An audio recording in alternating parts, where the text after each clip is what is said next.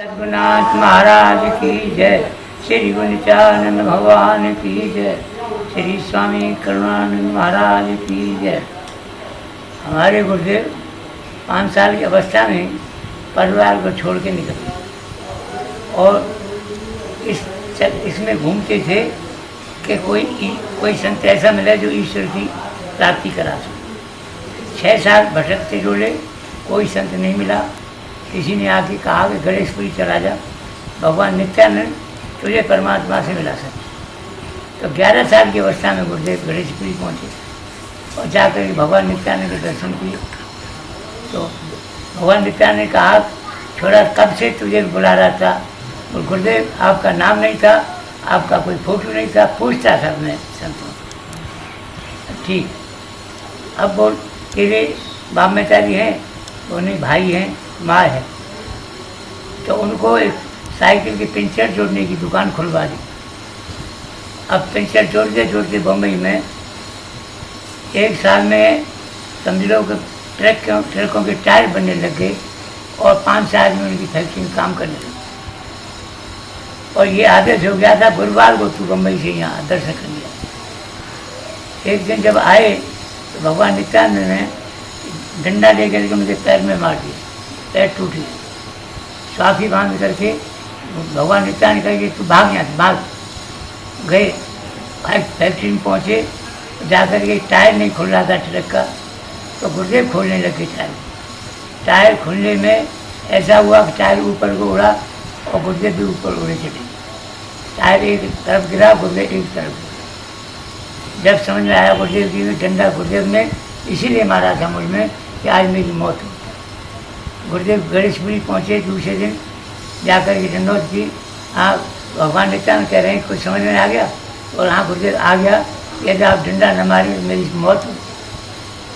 ठीक, पर गुरुदेव मुझे इस बिजनेस में क्यों फंसा दिया। मैं तो ईश्वर की प्राप्ति करने के लिए आया था। बोला अब समझ में आया, जाओ गोकुल चले जाओ। तो फैक्ट्री को छोड़ दिया, किसने संभाला, क्या हुआ, और गोकुल चले गया। यहाँ गोकुल आकर के जहाँ ये मंदिर है, यहीं ये कोठरी बनी हुई थी, उस कोठरी में आकर के गुरुदेव रुके रात्रि को। इसमें गधे खड़े थे, रात में मनने लगा, मच्छर भी थे।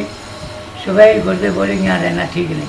तो वृंदावन पहुँचे। वृंदावन जाकर के कात्यायनी देवी का मंदिर है, वहाँ जाकर के जो उनकी लंगोटी में नोट थे वो सभी महात्मा को लुटा दिए।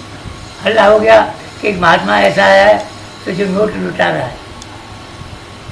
फिर गुरुदेव उस कात्यायनी देवी के मंदिर में बैठ गए और पुजारी से कहा, माँ का कुछ प्रसाद मिलेगा। तो उसने कहा कोई प्रसाद नहीं मिलेगा। कौन लड़के को थे, फट काट दी।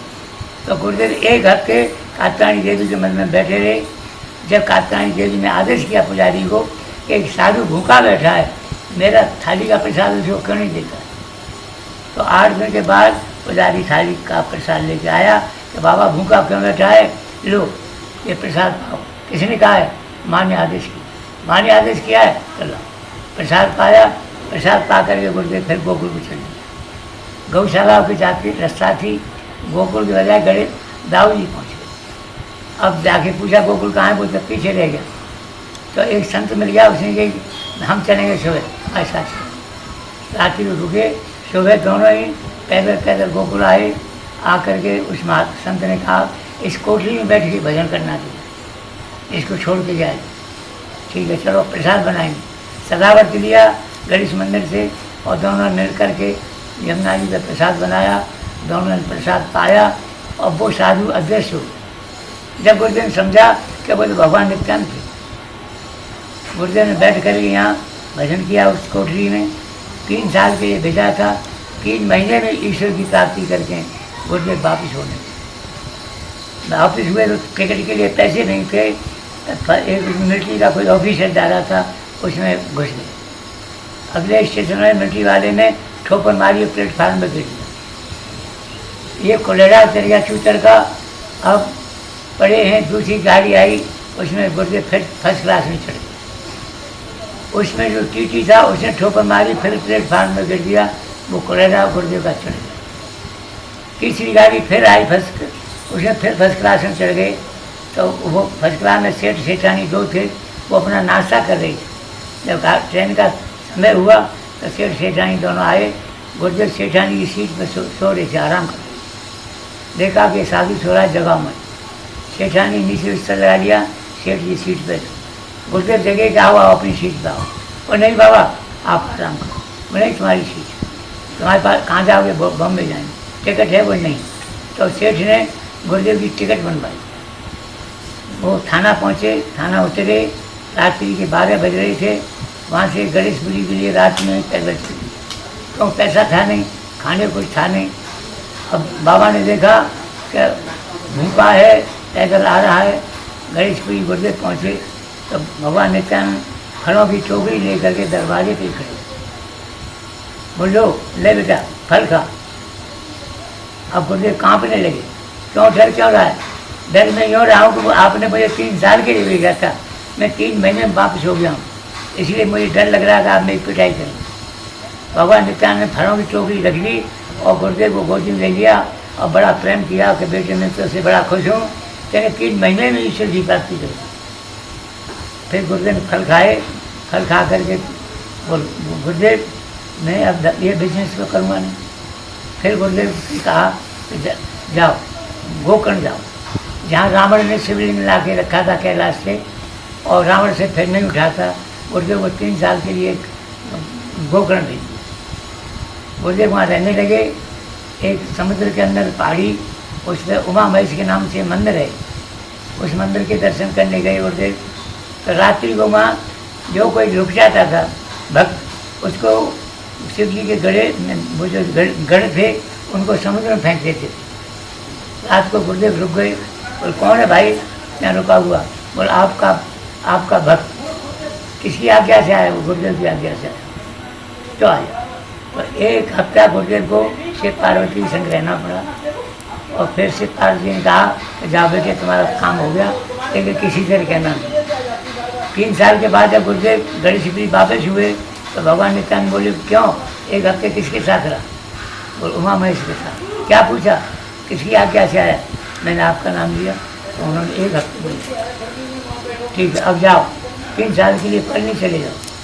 पढ़ने में कार्तिक नाम भगवान का मंदिर है पहाड़ी के ऊपर। तो वहाँ पहुँचे, 3 साल उधर रहे। कुछ खाते नहीं थे, पहाड़ी पे जाए कार्तिक स्वामी के दर्शन करते थे, फिर उतरते। कार्तिक स्वामी ने देखा कि भूखा रहता है, खाता नहीं है, चढ़ा नहीं जाता है। तो गुरुदेव से कहा मैं नीचे तुझे दर्शन दिया करूँगा, का मत देना। तो कार्तिक स्वामी नीचे ही दर्शन देने लगे। तो गुरुदेव फिर 3 साल उधर रहे। वहाँ शिवानंद परमहंस का एक आश्रम था, उसमें रहते थे। बहुत लंबे लंबे कोठे थे, जैसे अपने यहाँ किसानों के भूस भरने के कोठे होते हैं। तो अंदर के कोठे में शिवानंद परमहंस की समाधि हुई थी। बाहर के कोठी लंबे थे, उसमें गुरुदेव ने भगवान नित्यानंद का फोटो रख लिया और एक दीप को बाहर जला दिया, इस समाधि स्थान पर। इस तरह 3 साल गुरुदेव ने बीती गई वहाँ पर। जब मालूम पड़ा कि भगवान नित्यानंद की समाधि हो गई तो गुरुदेव चलने लगे। तो भगवान नित्यानंद कहे इधर मत आओ, मैं उधर ही आ रहा हूँ। गुरुदेव रुक गए। सोए पेपर में उसमें निकली कि भगवान नित्यानंद समाधि हो गई। गुरुदेव फिर रुका नहीं गया, गणेशपुरी पहुँचे, ट्रेन में बैठ गए, तब तक समाधि बंद हो गई। अब गुरुदेव सिर समाधि में सिर पीटने लगे कि मुझको भी, जब गुरुदेव ने समाधि ले ली तो मुझको जिंदा रह के क्या जरूरत। आवाज़ आई ऐसा मत करे। तो गुरुदेव जाकर एक कमरे में बंद हो गए और अनशन करने लगे। भगवान नित्यानंद ने एक लड़की से कहा कि साधु भूखा बैठा है, उसको कॉफ़ी दे क्या। लड़की कॉफ़ी लेके गई।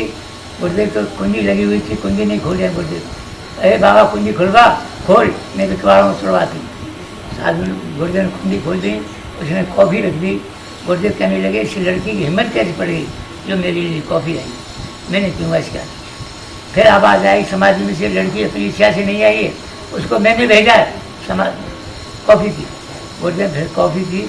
फिर गुरुदेव ने समाधि की सेवा की। फिर आदेश हुआ उनको कि जाओ गोकुल में जा कर के आश्रम बनाओ, कोई समाज का कल्याण करो, क्योंकि पत्थर का मील भी बताता है कि इतने किलोमीटर चलना है, इसलिए आप संत होकर के समाज का कल्याण करो। जब गुरुदेव ने आकर यहाँ आश्रम बनाया, श्री सद्गुरुनाथ महाराज की, श्री गुरु नित्यानंद भगवान की, श्री स्वामी करुणानंद महाराज की। बोल सच्चे